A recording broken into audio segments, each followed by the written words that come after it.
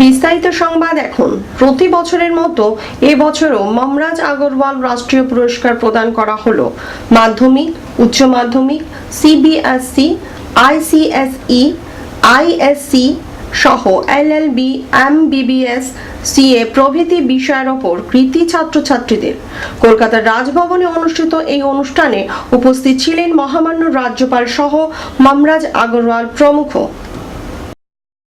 উপস্থিত ছিলেন প্রাক্তন রাজ্যপাল ও বিচারপতি শ্রী শ্যামল কুমার সেন, মন্ত্রী শ্রী সুব্রত মুখার্জি, বিশ্বভারতীর প্রাক্তন ভাইস চ্যান্সেলর শ্রী সুজিত কুমার বসু প্রমুখ।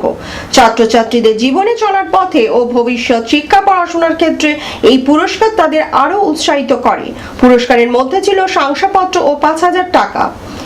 ईश्वर की असीम अनुकंपा से तथा आप लोगों के आशीर्वाद से यह फाउंडेशन पश्चिम बंगाल में 16वीं मनोरंजन 16th बार मेधावी छात्र छात्राओं का सम्मान कर रहा है। छात्र छात्रीদের মমরাজ আগরওয়াল ফাউন্ডেশনের পক্ষ থেকে তাদের সম্বর্ধিত করা হবে।